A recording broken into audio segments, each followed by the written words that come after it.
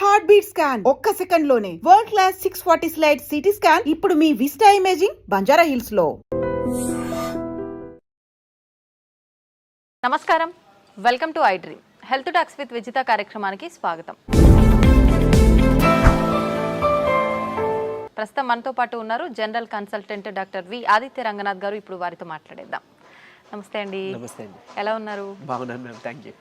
అయితే షుగర్ చాలా పెద్ద సమస్యగా మారిపోతుంది. చిన్నపిల్లల నుంచి పెద్దవాళ్ళ వరకు చాలా మందిలో చూస్తున్నాం. ఆహార రీత్యా కొంతమందికి వస్తే, జెనెటిక్స్ పరంగా కొంతమందికి, ఏదేమైతేనేంటి అందరిలో ఈ సమస్య అయితే ఎక్కువగా. ఇంట్లో నలుగురు ఉంటే ఇద్దరికి ఈ సమస్య చూస్తూనే ఉన్నాం. ఒకవేళ షుగర్ని రివర్స్ చేయాలి అంటే గనక అవకాశం ఉందంటారా? ఉంటే గనక ఆ టిప్స్ ఏంటో తెలియజేయండి.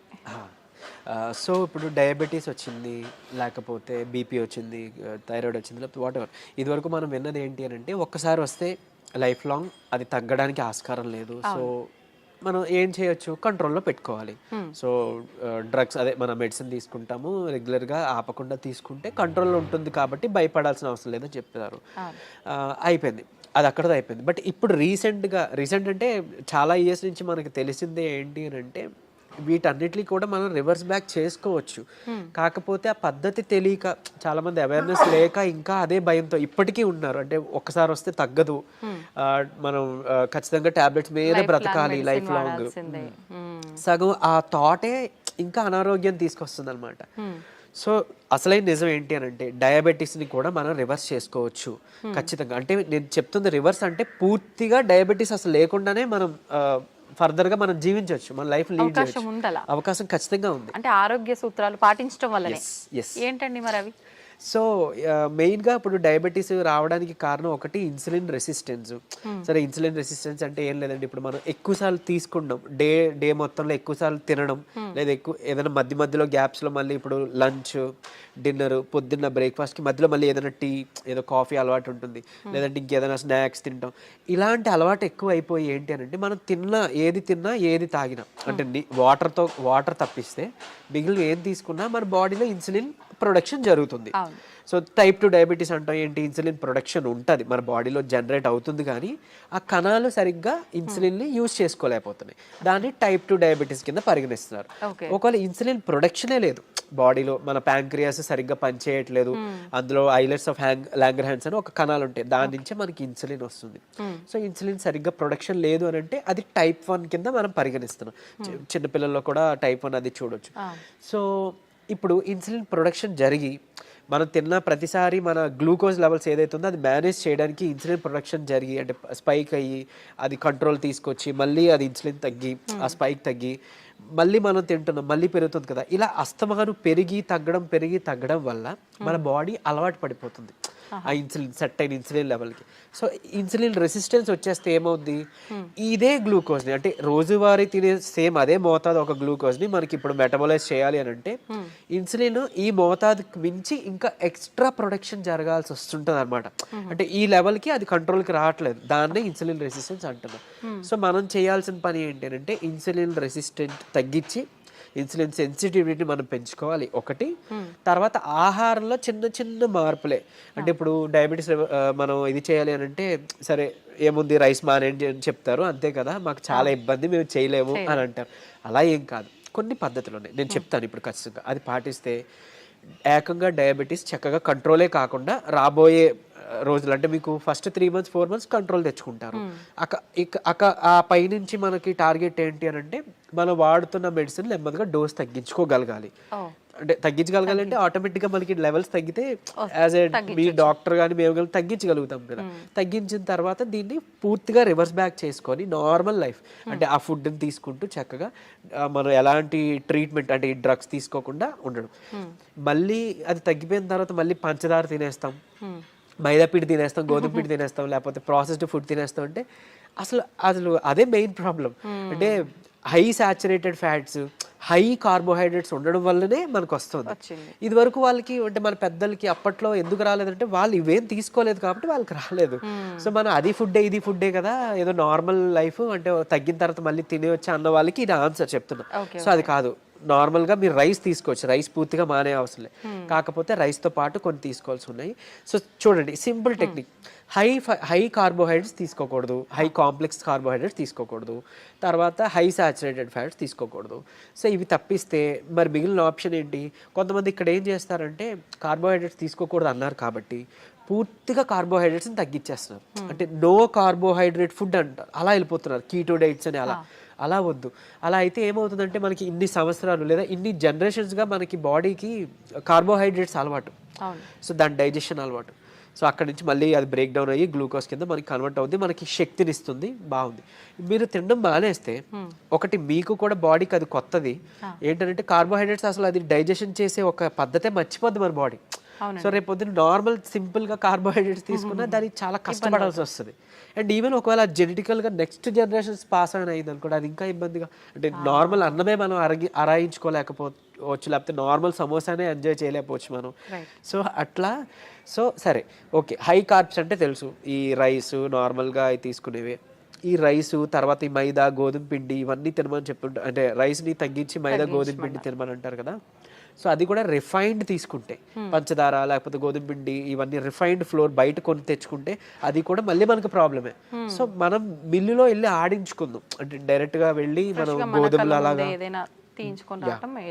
గోధుమలు, దానికి జొన్నలు యాడ్ చేయొచ్చు, రాగులు యాడ్ చేయొచ్చు, సోళ్ళు అంటాం కదా, సో అలా రాగి మాల్ట్లో తీసుకునే రాగులు అవన్నీ యాడ్ చేసి దాంతో మనం రొట్టిలానో లేకపోతే మిల్లెట్స్ ఏమైనా దానికి యాడ్ చేసి, కినోవా అని ఇప్పుడు వస్తుంది, సరే అంత అఫోర్డ్ చేయలేదు అన్న వాళ్ళకి పోనీ మనకి ఏమంటారు సామెలు, అరికిలు, గంట్లు అలాంటివన్నీ తక్కువ రేట్కే వస్తుంటాయి కదా, అలాంటివి ఇంక్లూడ్ చేసుకోవచ్చు. పూర్తిగా రైస్ మానేమని నేను చెప్పట్లేదు, రైస్తో పాటు ఇది తీసుకోండి.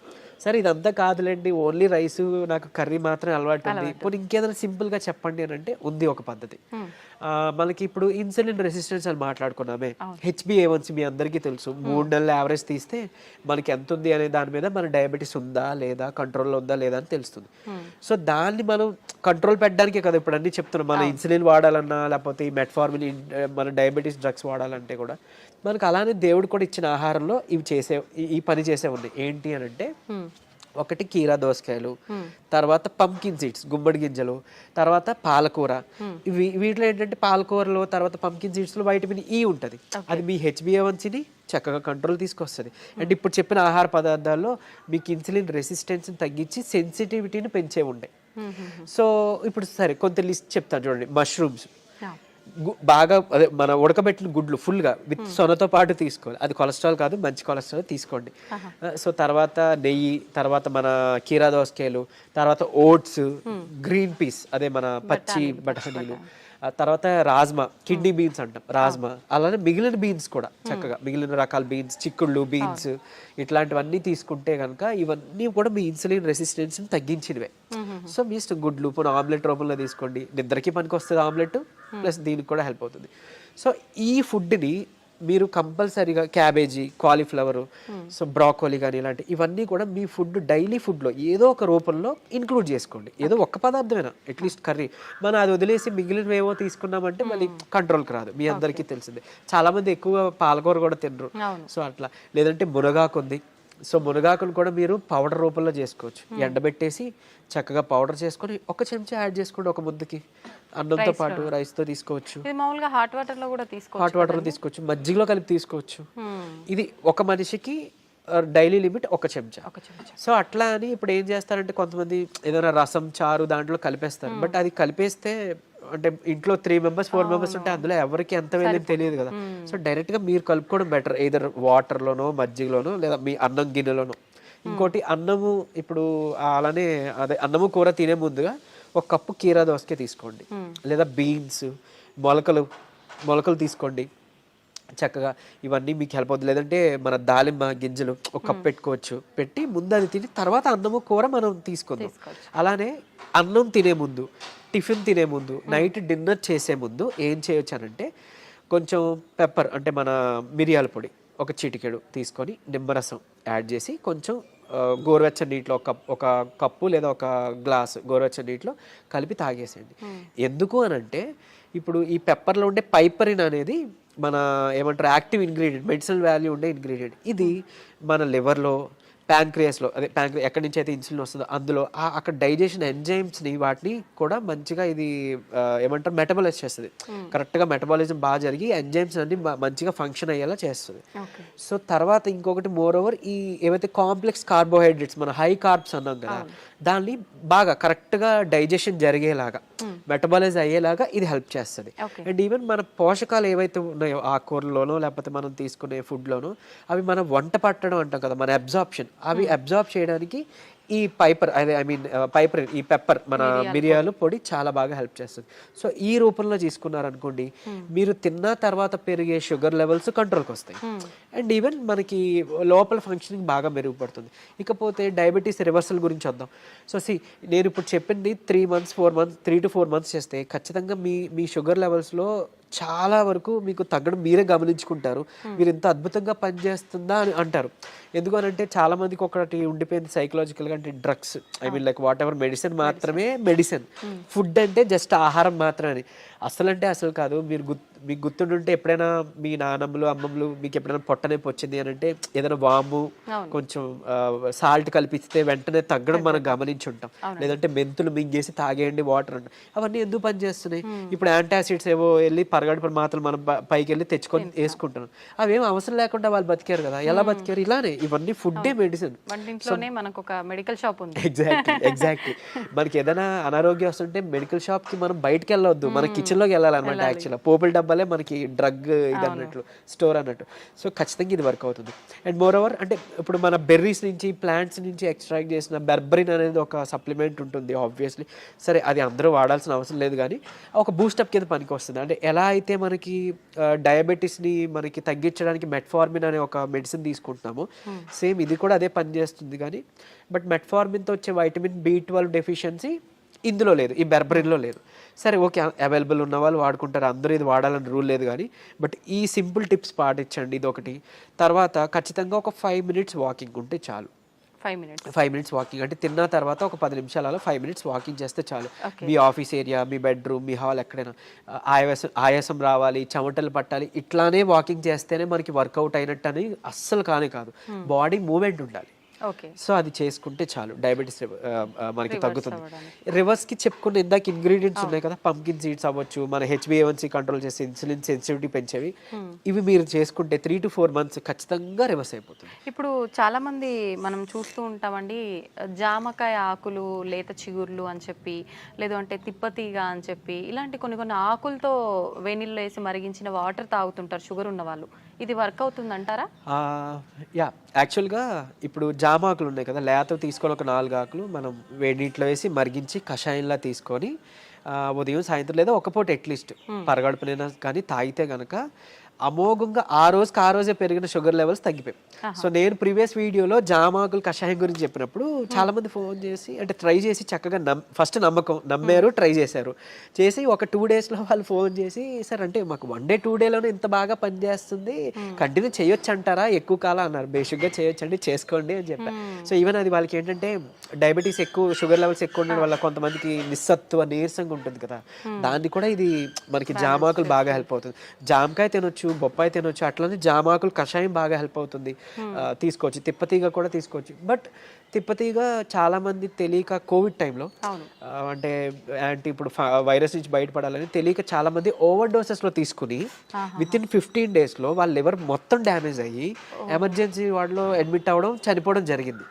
కానీ నేను ఇక్కడ చెప్పే ఒక ముక్క, తిప్పతీగ ప్రాబ్లం కాదు, ఓవర్ డోస్ ప్రాబ్లం. కాబట్టి తిప్పతీగని మనం ఇప్పుడు ఒకవేళ ఒక లైక్ 1 inch తీసుకున్నాం అనుకోండి, ఆ రూట్ ఏదైతే ఉందో దాన్ని బాగా బాయిల్ చేసి మనం దాన్ని తాగొచ్చు. దాంట్లో కొంచెం ఉసిరి పొడి యాడ్ చేయొచ్చు, లేదంటే మునగాకు యాడ్ చేసుకోవచ్చు 1/2 spoon అట్లా. ఇలాగా మనం తీసుకున్నాం అనుకోండి మనకి మంచిగా బెనిఫిటే.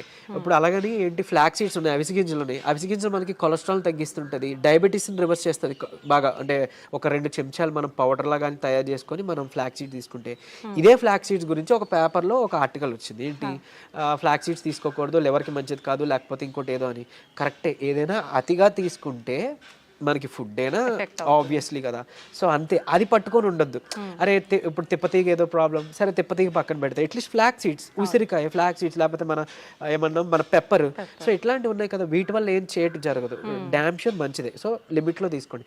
ఇంకోటి ఫ్లాక్ సీడ్స్ గురించి ఇప్పుడు మాట్లాడుకున్నాం కాబట్టి చాలా మంది తెలియక దాన్ని పౌడర్ చేసి స్టోర్ చేసుకుంటున్నారు. వద్దు, అది ఏంటి అంటే ఆక్సిజన్కి సెన్సిటివ్ అనమాట, ఎయిర్ సెన్సిటివ్ యాక్చువల్గా. దీన్ని మనం ఎంత ఎయిర్ టైట్ దీంట్లో స్టోర్ చేసుకున్నా, ఎంత అమోఘంగా పనిచేస్తుందో ఇది అంత చేడ్ చేస్తుంది. స్టోర్ చేస్తే ఆక్సిడైజ్డ్ అయిపోతే మనం ఎంత ఇది చేసినా అది అయిపోతుంది. సో ఫ్రెష్గా తయారు చేసుకోండి. ఒక 2 చెంచాలు చిన్న మిక్సీ గిన్నెలో మాత్రం అవుతుంది, పెద్ద మిక్సీ గిన్నెలో అవ్వదు. సో చేసుకొని మీరు బటర్ మిల్క్లో మిక్స్ చేసుకోవచ్చు. కొలెస్ట్రాల్ తగ్గుతుంది, డయాబెటీస్ రివర్సల్కి హెల్ప్ అవుతుంది. అండ్ ఈవెన్ మనకి బయట బనానా ఫ్లోర్ అని దొరుకుతుంది, అరటి దీని నుంచి తీసిన పిండి. సో అది ఆన్లైన్లో వాటిలో అవైలబుల్, దాన్ని తెచ్చుకోండి. ఒక చెంచా చక్కగా బటర్ మిల్క్ దీంట్లో మిక్స్ చేసుకోండి. ఈ ఫ్లాక్ సీడ్స్ని మిక్సీలో పౌడర్ చేసుకోండి, పరగడుపునే తాగండి. మీకు డయాబెటీస్ని కంట్రోల్ రివర్స్ చేయడానికి హెల్ప్ అవుతుంది. ఎందుకు అంటే రెసిస్టెన్స్ స్టార్చ్ అదన్నీ ఉంటేనే మనకి యూజువలీ చాలా ఇదనమాట. సో డయాబెటీస్ రివర్స్ చేయడంలో ఈ అరటి ఫ్లోర్ ఏదైతే ఉందో అమోఘంగా పనిచేస్తుంది. ఒక్క చెంచా చాలు, మీరు తినే దాంట్లో ఎందులో కలుపుకోవచ్చు. ఈవెన్ ఏమంటారు, మీరు తినే ఏదైనా అట్టు రొట్టెలో వేసుకోండి, లేదంటే ఇలా బటర్ మిల్క్లో మిక్స్ చేసుకోండి. ఇది ఖచ్చితంగా మీ డయాబెటీస్ రివర్సల్కి హెల్ప్ అవుతుంది. సో ఎందుకు, ఇన్సులిన్ రెసిస్టెన్స్ మనకి మెయిన్గా రివర్స్ అవుతుంది కదా, అంతే.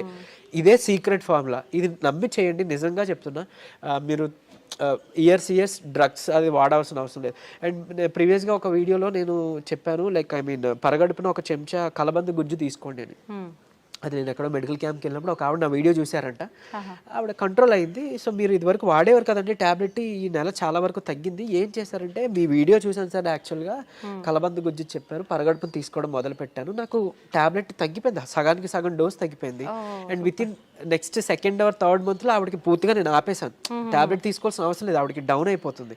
సో అంత బాగా పనిచేస్తాయి మనకి దేవుడు ఇచ్చిన ఇవన్నీ మెడిసిన్సే. సో ఇందులో చెప్పింది ఏదైనా వాడుకోండి. మీకు ఏం పని చేసిందో కమెంట్లో చెప్పండి. సో మిగిలిన వాళ్ళకి ఇన్స్పైరింగ్గా ఉంటుంది. అండ్ ఏది పని చేయలేదో లైక్ నాకు తెలిసినప్పుడు నేను సజెస్ట్ చేయగలుగుతాను మీకు ఆల్టర్నేట్గా. ఓకే, థ్యాంక్ యూ అండి. నిజంగా చాలా యూస్ఫుల్ టిప్స్ అనేది తెలియజేయడం జరిగింది. నమస్తే.